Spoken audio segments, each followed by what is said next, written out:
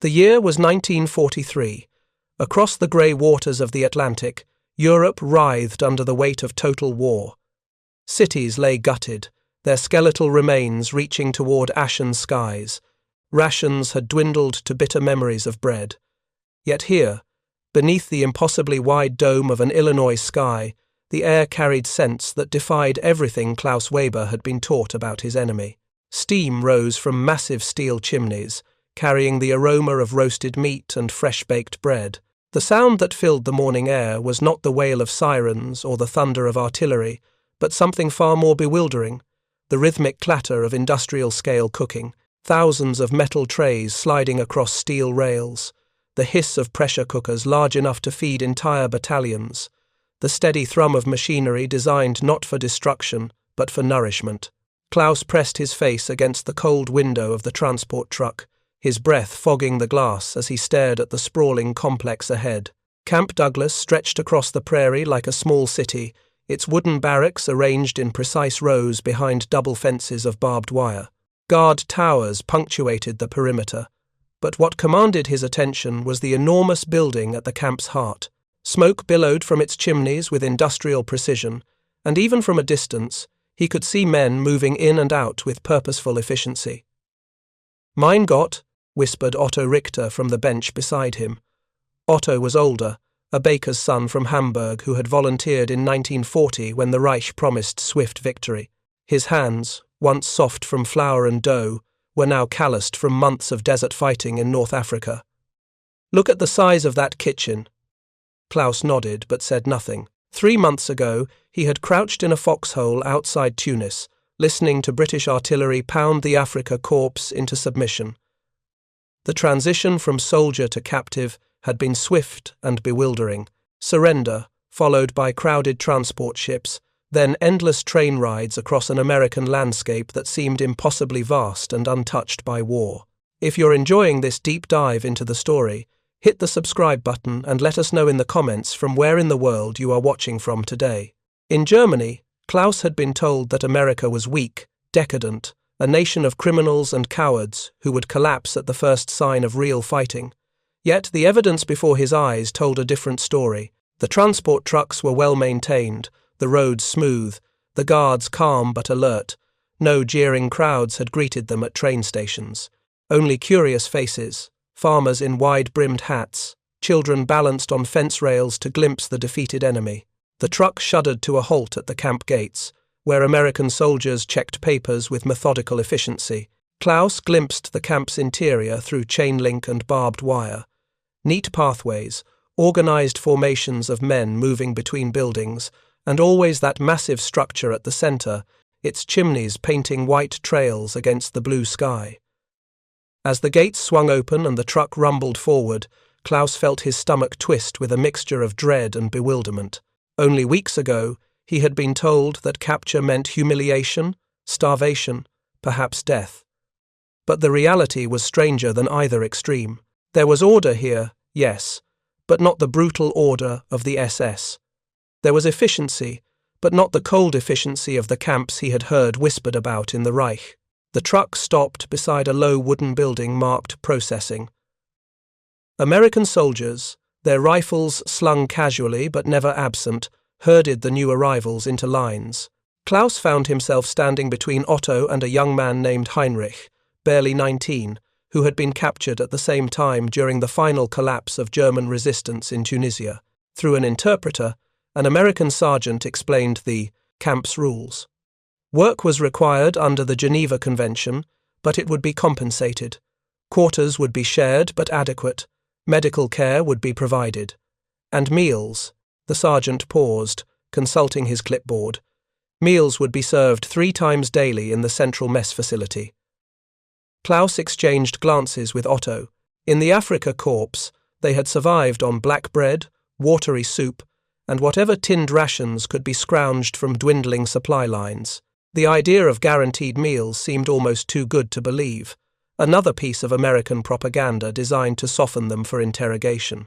But as evening fell and the prisoners were marched toward the mess hall for their first meal, Klaus began to understand that this was no propaganda.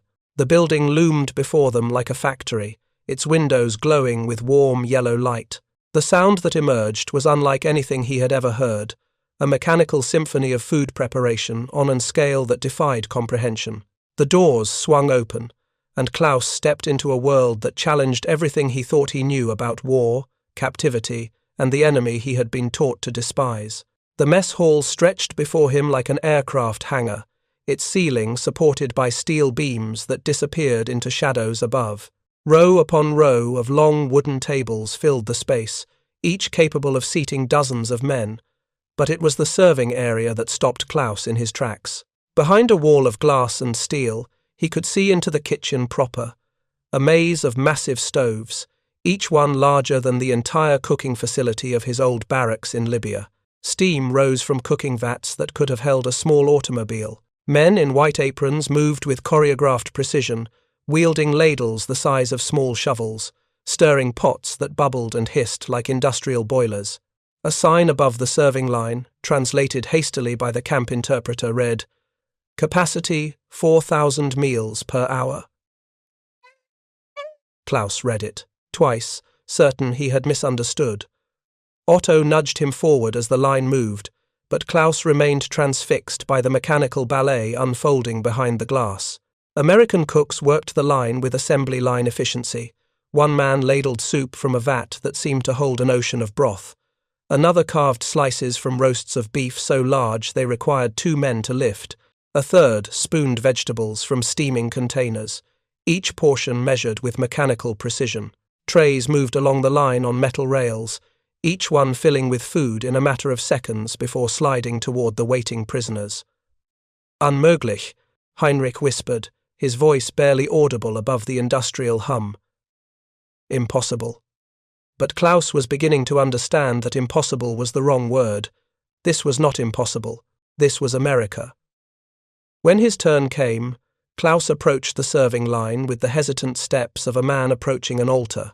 The American cook behind the glass was middle-aged, his face flushed from the heat of the stoves, his white apron stained with the honest evidence of hard work. He looked up at Klaus with eyes that held neither hatred nor pity, only the weary professionalism of a man doing his job. The ladle came down into a vat of beef stew, emerging with a portion that would have fed Klaus for 2 days in the desert. Onto his tray went a thick slice of white bread, real butter, boiled potatoes, green beans that still held their color, and a cup of coffee so dark it was almost black. The American cook nodded once, a gesture that might have been acknowledgement or simply habit, then turned to the next man in line. Klaus carried his tray to one of the long tables in a kind of daze. Around him, other prisoners sat in stunned silence, staring at their meals as if they might vanish at any moment. Otto sat across from him, holding a piece of bread up to the light as if examining it for flaws. "Real butter," Otto said softly. "I haven't seen real butter since," he paused, calculating, "since before the war." Klaus took a tentative bite of the stew. The meat was tender, the gravy rich and thick, vegetables that he recognized but hadn't tasted in months. The bread was soft, not the hard black loaves they had grown accustomed to, but white bread that compressed under his fingers and tasted faintly of sweetness. The coffee was bitter but strong, warming him from the inside out. Around the hall, conversations began in hushed German, men comparing their meals, expressing wonder, sharing bewilderment. At the far end of the hall, Klaus could see American guards standing casually against the walls, rifles slung, watching but not menacing. One was even smoking a cigarette, the ember glowing red in the fluorescent light. "They feed us like this every day?" Heinrich asked, his voice cracking slightly. He was the youngest of their group, captured on his first deployment, and Klaus could see the boy struggling to reconcile this reality with everything he had been taught. An older prisoner, one who had been at the camp for several weeks, overheard and nodded grimly. 3 times a day, he said, breakfast, lunch, dinner, always the same quantity, always. He gestured helplessly at his tray. Always this much. Klaus found himself doing mathematics in his head. 4,000 meals per hour, 3 meals per day. That meant this single facility could feed 12,000 men daily. The logistics were staggering. The machinery alone must have cost more than some German cities' entire annual budgets. The food. Klaus tried to calculate the tons of meat, vegetables, flour, and coffee that must flow through this building every day. But it was more than mathematics. It was philosophy made manifest. Someone had designed this system not just to feed prisoners, but to feed them well, to provide not just survival rations, but meals that maintained dignity, that acknowledged the humanity of the men receiving them.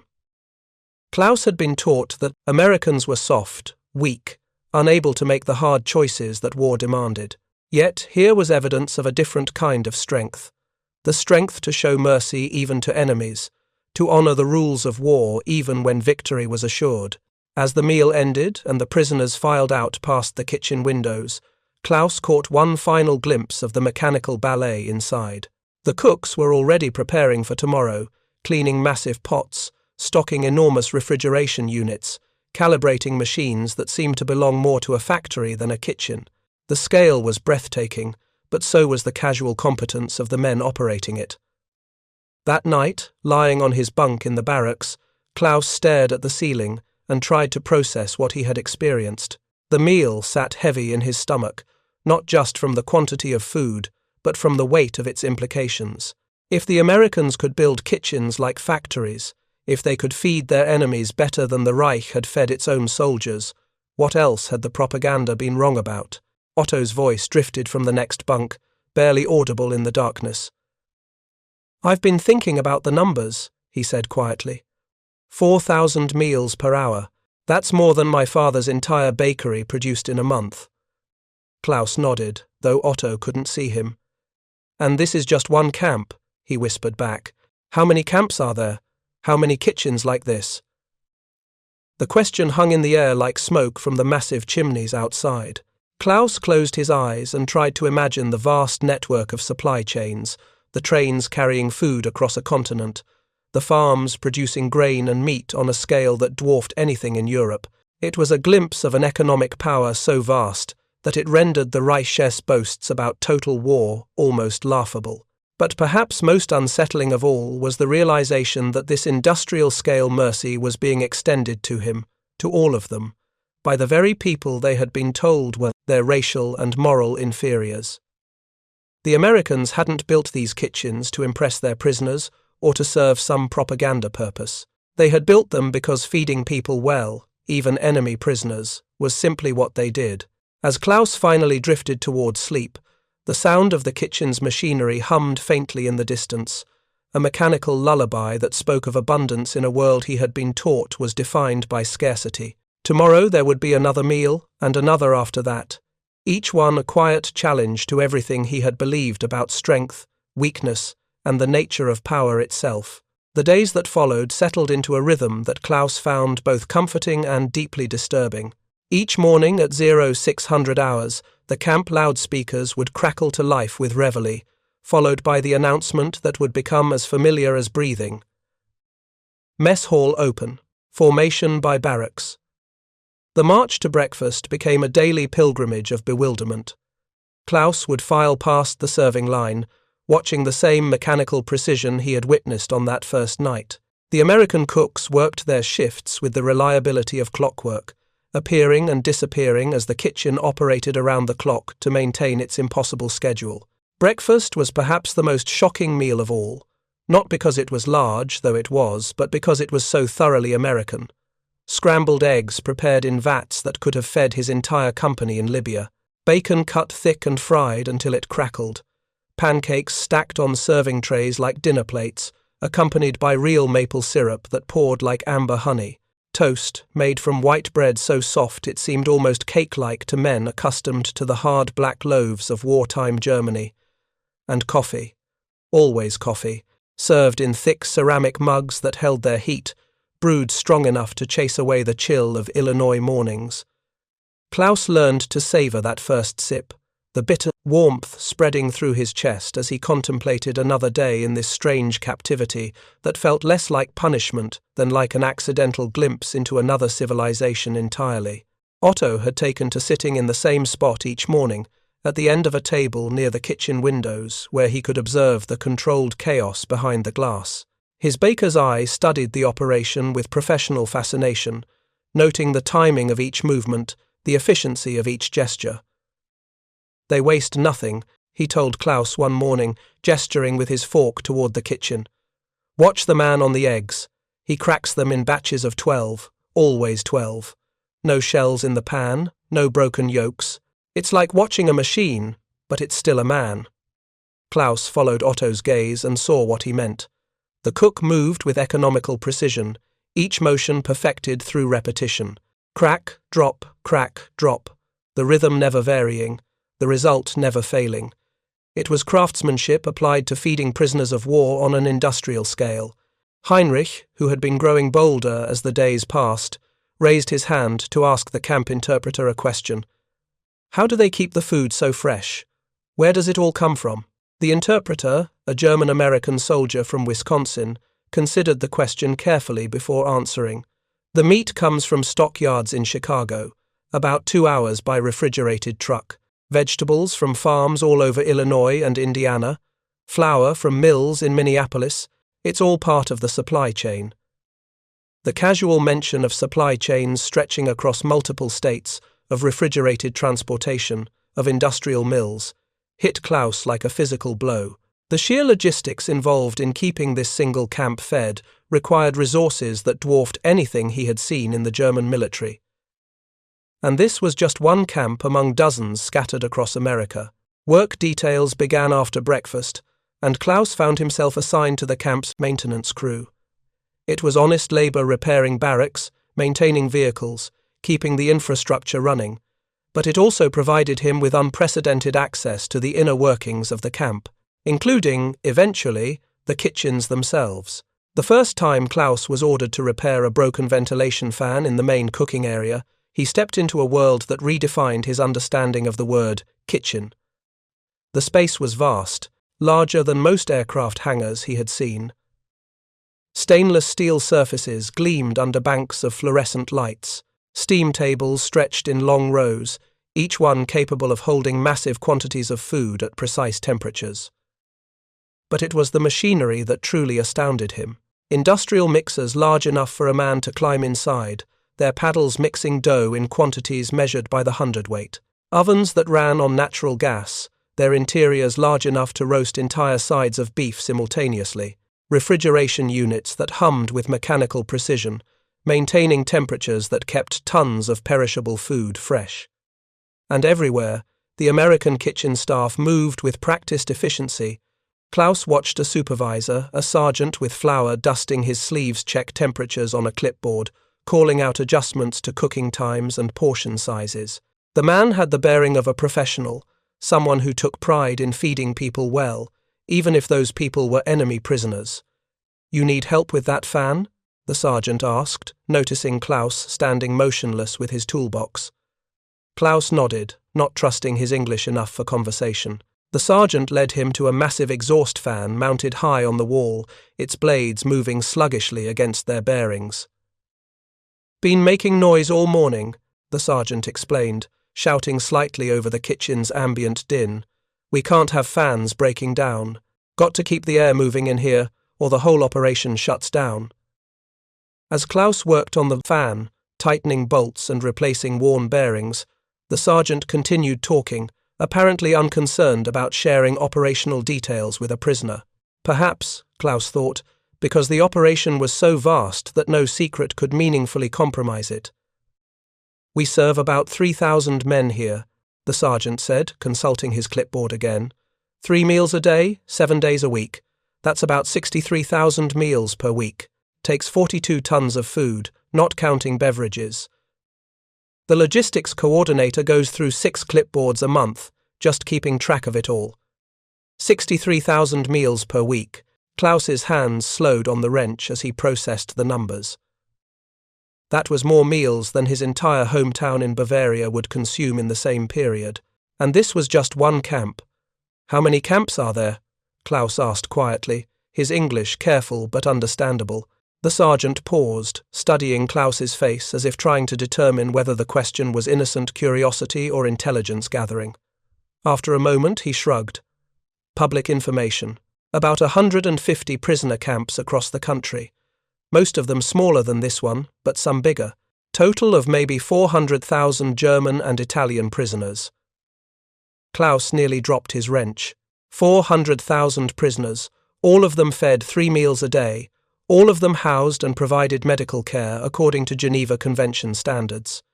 The scale of the logistical achievement was staggering, but more than that, it represented a fundamental philosophical choice: to honor the rules of civilized warfare even when dealing with enemies, to maintain standards of human decency even at enormous cost. When Klaus finished repairing the fan and the sergeant tested it with satisfaction, the American offered him a cup of coffee from a pot that seemed permanently brewing on one of the massive stoves. "You did good work," the sergeant said simply. "Fan's running smooth now." Klaus accepted the coffee with a nod of thanks, noting that it was the same quality served to the prisoners in the mess hall. No watered-down substitute, no deliberate humiliation, just coffee, shared between professional and prisoner in the space between 2 stoves that could feed armies. That evening, as Klaus sat in the mess hall for dinner, he found himself seeing the operation through new eyes. The servers behind the glass weren't just following orders or going through motions. They were craftsmen, professionals who took pride in their work. The man ladling stew measured each portion with the same care a baker would use for measuring flour. The woman slicing bread cut each piece to uniform thickness, ensuring that every prisoner received exactly the same allocation. "It's not just about feeding us," Klaus said quietly to Otto as they ate. "It's about feeding us properly, with dignity." Otto nodded, chewing thoughtfully on a piece of roast beef that was tender enough to cut with a fork. "My father always said you could tell a lot about people by how they treat their enemies, what they do when they have power over others." The observation lingered in Klaus's mind as the weeks turned to months. Spring arrived in Illinois with a suddenness that caught him off guard, as if the American earth itself operated on a scale too vast for European comprehension. The camp's gardens, tended by prisoner volunteers, began producing fresh vegetables that appeared in the mess hall within hours of being harvested. Klaus volunteered for garden duty partly to escape the routine of maintenance work, but mostly because he was curious about American agriculture. What he discovered was another revelation of scale and efficiency. The camp's gardens were not small plots scratched from poor soil, but extensive fields worked with mechanical precision. Tractors that seemed impossibly large and powerful, irrigation systems that delivered water with mathematical accuracy, seeds that had been developed in American laboratories to produce larger yields and resist disease. Even the gardens, it seemed, operated on industrial principles, applied to agricultural purposes. Klaus found himself working alongside American agricultural specialist soldiers with farming backgrounds who supervised the prisoner work details with the same methodical competence he had observed in the kitchens. One afternoon, as Klaus helped harvest potatoes under a warm May sun, he struck up a conversation with Corporal Johnson, a farmer's son from Iowa who had been assigned to the camp after being wounded in the Pacific Theater. "You grow potatoes in Germany?" Johnson asked, wiping sweat from his forehead with a handkerchief. "Yes," Klaus replied in his improving English, "but not like this, not so many." Johnson nodded, gesturing toward the neat rows of plants stretching toward the horizon. "This is small scale for us. My family's farm back home has about 3 times this acreage just in potatoes, and we're not even considered a big operation." Klaus tried to imagine farms 3 times the size of the camp's already impressive gardens, but the scale defeated his comprehension. "How do you eat so much food?" Johnson laughed, a sound without malice. "We don't eat it all.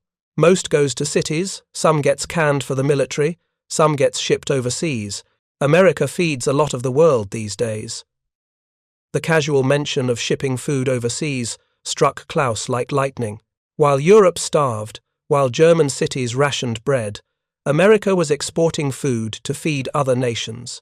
The contrast was so stark it was almost incomprehensible.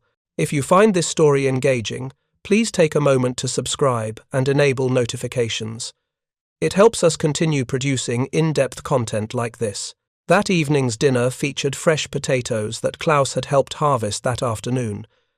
As he ate them perfectly cooked, seasoned with real butter and herbs from the camp's garden. He reflected on the strange journey that had brought him from fighting Americans in North Africa to growing their food in Illinois. The transition had been so gradual, so humane, that he had barely noticed his own psychological transformation. He no longer thought of the Americans as enemies, exactly. They were captors, yes, but captors who had shown him a different model of power, not the brutal dominance he had been taught to admire, but a quieter strength based on abundance, organization, and an almost casual competence that seemed to extend to every aspect of their society.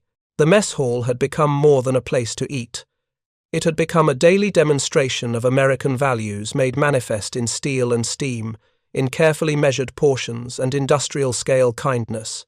Every meal was a quiet argument against everything the Reich had taught him about strength and weakness, about the nature of civilization itself. And somewhere deep in his mind, Klaus began to understand that this was perhaps the most devastating defeat of all.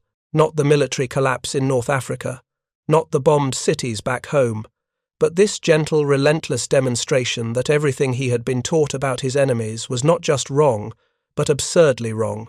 The Americans hadn't built these kitchens to break German spirits or to demonstrate their superiority. They had built them because feeding people well, treating prisoners with dignity, honoring the rules of civilized warfare, was simply what they did. It was as natural to them as breathing, as automatic as the mechanical precision of their industrial kitchen operations. As summer arrived and the Illinois heat made the mess hall's air conditioning a daily miracle, Klaus realized that he was no longer the same man who had been captured outside Tunis. The change had been subtle but profound, worked into him by thousands of well-prepared meals, by the sight of American efficiency applied to the task of human kindness, by the gradual understanding that true strength might lie not in the ability to destroy, but in the capacity to nurture even one's enemies.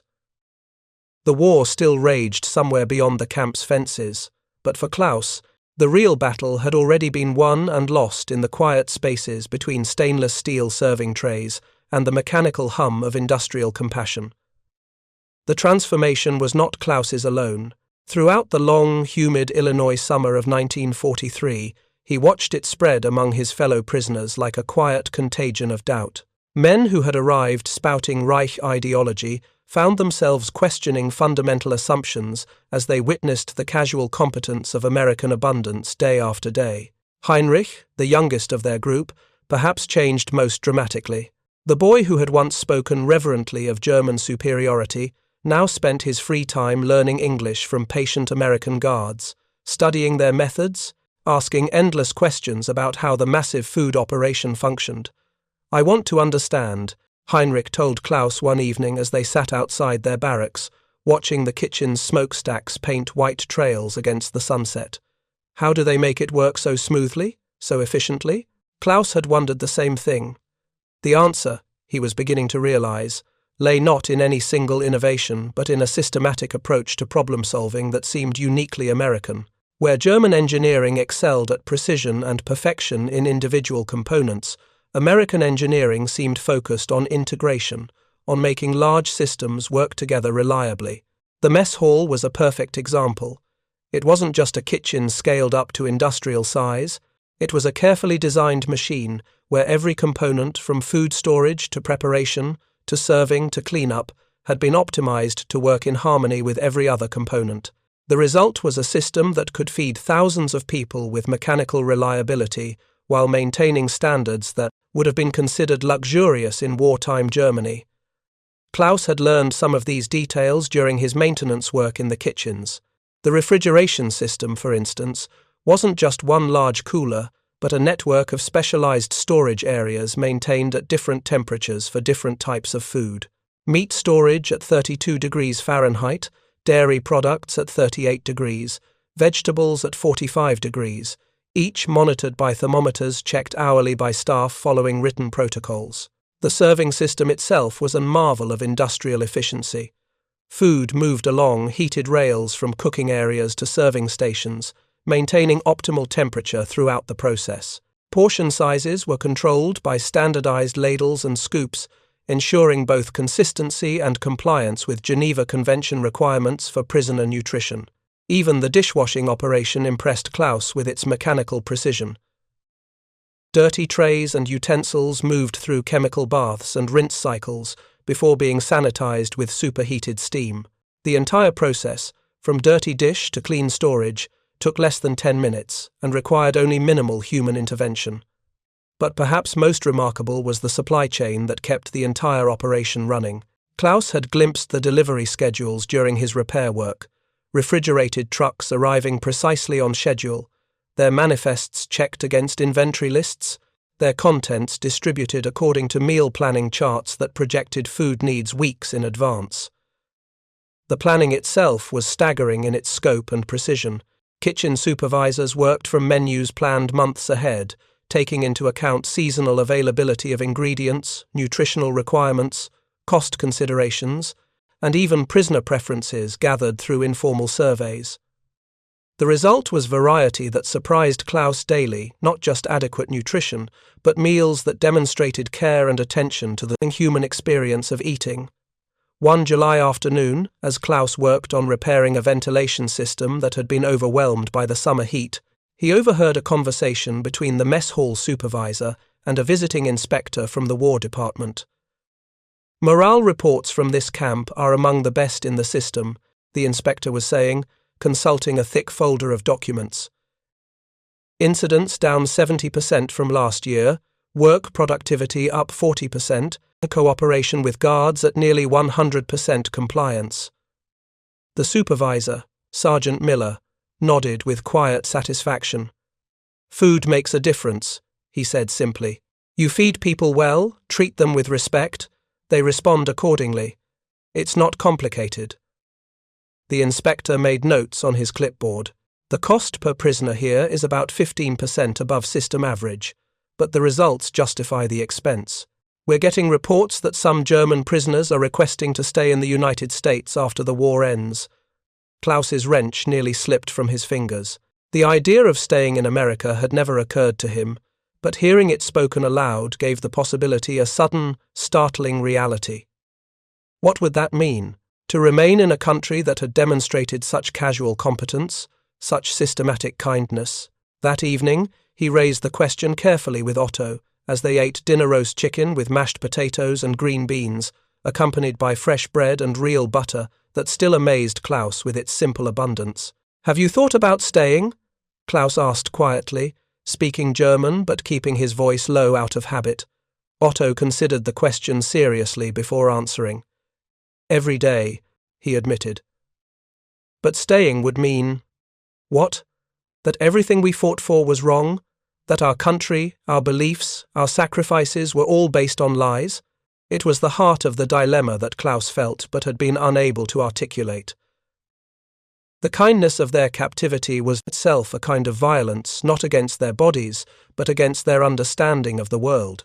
Every well-prepared meal, every act of casual decency, every demonstration of American abundance chipped away at the ideological foundation upon which their entire lives had been built. Heinrich, sitting nearby, overheard their conversation and joined it with the earnestness of youth struggling with impossible questions. "But what if we were wrong?" he asked. "What if the Reich was lying to us about everything? What if strength really is this?" He gestured toward the mess hall around them, toward the quiet competence of the operation that fed them so reliably. The question hung in the air like smoke from the industrial chimneys outside. Klaus found himself thinking about the sergeant's simple words. "You feed people well, treat them with respect, they respond accordingly. It's not complicated." Perhaps that was the most revolutionary idea of all, that complex problems might have simple solutions, that strength might lie in kindness rather than cruelty, that true superiority might be demonstrated not through domination, but through the capacity to show mercy even to enemies. As autumn arrived and the Illinois landscape burst into colors that seemed impossible after years of seeing the world in the muted tones of war, Klaus realized that his own transformation was nearly complete. The man who had been captured outside Tunis would have scorned the idea of American superiority, but the man who had spent months witnessing their systematic kindness, their casual competence, their industrial-scale humanity, could no longer deny the evidence of his own experience. The final revelation came on a cold October morning when Klaus was assigned to help inventory the mess hall's food storage areas. Working alongside Corporal Martinez, a cook from New Mexico who had been wounded at Guadalcanal, Klaus gained access to the full scope of the operation. The storage areas were vast, underground chambers, climate-controlled and organized with military precision, tons of flour in sealed containers, each marked with delivery dates and expiration schedules, sides of beef hanging in refrigerated rooms kept at exactly 32 degrees Fahrenheit, vegetables in controlled atmosphere storage that maintained their freshness for weeks. But it was the reserve supplies that truly staggered Klaus. Emergency food stocks sufficient to maintain full operations for 60 days without resupply, backup equipment for every critical system, redundant supply chains to ensure that even if primary sources failed, the prisoners would continue to be fed according to Geneva Convention standards. Why? Klaus asked Martinez as they checked inventory lists against actual stocks. Why plan for so much? Why keep so much reserve? Martinez paused in his counting, considering the question with the seriousness it deserved. Because that's what you do, he said finally. You plan for failure, you prepare for disasters, you make sure that if something goes wrong, people don't suffer for it. It's just responsible. Responsible, the word echoed in Klaus's mind as he worked. The entire operation, the massive kitchens, the complex supply chains, the redundant systems, the careful planning, all of it was an expression of responsibility, not just legal responsibility under international law, but moral responsibility to treat human beings with dignity, even in the context of war. That evening, as Klaus sat in the mess hall eating vegetable soup and fresh bread while watching the familiar mechanical ballet of the serving line, he finally understood what he was witnessing. This wasn't just efficiency or abundance or even kindness, though it was all of those things. This was civilization itself, expressed in its most fundamental form, the organized care of human beings for one another. The Reich had taught him that civilization was about hierarchy, about the strong dominating weak, about racial superiority and national destiny. But here, in this unlikely place, a prisoner of war camp in Illinois, he had discovered a different definition. Civilization was about systems that ensured everyone was fed, about planning that prevented suffering, about treating enemies with the same basic dignity you would want for yourself. As winter settled over the camp and the mess hall's warmth became a daily refuge from the bitter Illinois cold, Klaus began to write letters home that were different from his earlier correspondence. Where once he had written carefully censored accounts of his treatment, now he found himself struggling to convey experiences that challenged everything his family would have been taught to believe. "The Americans feed us well," he wrote to his mother in December. "Not just adequately, but well. They have machines for cooking that are larger than our village bakery. They serve meat every day, vegetables that are fresh, bread that is soft. I know this sounds impossible, but it is true." He paused in his writing, staring at words that seemed inadequate to convey the reality of his experience. How could he explain that his captors had shown him a model of strength based not on fear but on abundance? How could he make anyone understand that the enemy had defeated him not through cruelty but through systematic kindness? Outside his barracks window, snow fell steadily, covering the camp in pristine white. The kitchen chimneys continued their reliable operation, smoke rising straight up in the still air, carrying the promise of tomorrow's meals with industrial certainty. Somewhere in those vast stainless steel chambers, American cooks were already preparing breakfast for 3,000 German prisoners, maintaining the same standards of quality and quantity they had maintained every day since the camp's operation began. Klaus finished his letter with words that would have been unthinkable when he first arrived. "I am learning much here. About efficiency, about organization, about how to treat people with dignity, even when you have power over them. Perhaps these are lessons that will be useful when this war finally ends." He sealed the letter carefully, knowing it would be read by censors, but no longer caring. The truth was the truth, and the truth was that the American way of war, at least in the treatment of prisoners, had revealed something profound about the nature of civilization itself. The war would end, Klaus knew. Someday, perhaps sooner than anyone expected, given the reports that filtered in from the various fronts. And when it did, he would carry with him not just memories of defeat, but something far more dangerous to the Reich's mythology, proof that their enemies possessed a quiet strength that made German claims of superiority appear hollow and desperate. The end came sooner than expected. In May of 1945, the loudspeakers crackled with an announcement that sent shockwaves through the camp. Germany had surrendered unconditionally. The war in Europe was over. Klaus sat in the mess hall that evening, mechanically eating a dinner of pot roast and mashed potatoes, while around him men wept, cursed, or sat in stunned silence. The industrial hum of the kitchen continued unchanged, the American cooks maintaining their professional routine as if the collapse of the Reich was just another day in their methodical operation. But for Klaus, the moment carried profound weight. He looked around at the vast hall, at the serving lines that had fed him reliably for nearly 2 years, at the mechanical precision that had never faltered regardless of news from the outside world. This kitchen had outlasted the 1,000-year Reich. Its quiet competence had proven more durable than Hitler's thunderous promises. Otto sat across from him, staring at his untouched meal. "What do we do now?" he asked quietly. "What do we become?" The question had no easy answer. Repatriation would come, eventually. But returning to a Germany that Klaus barely recognized from letters and Red Cross reports, cities in ruins, populations starving, the entire social order collapsed. He tried to imagine explaining his experience here to people who had suffered while he ate American beef and fresh bread. Heinrich, now 21 and fluent in English, had already made his choice. He approached Klaus's table with the nervous energy of a man who had made a momentous decision. "I'm staying," he announced quietly. "Or trying to. The Americans say some prisoners can apply for immigration status if they have sponsors. I've been talking to Sergeant Miller about it." Klaus felt a complex mixture of emotions at the news. Part of him admired Heinrich's courage in choosing a new life. Part of him wondered if it was betrayal or simply pragmatism. But mostly, he understood. Heinrich had spent 2 formative years witnessing a different model of civilization. Going back to the rubble of Germany would feel like stepping backward in time. "What will you do?"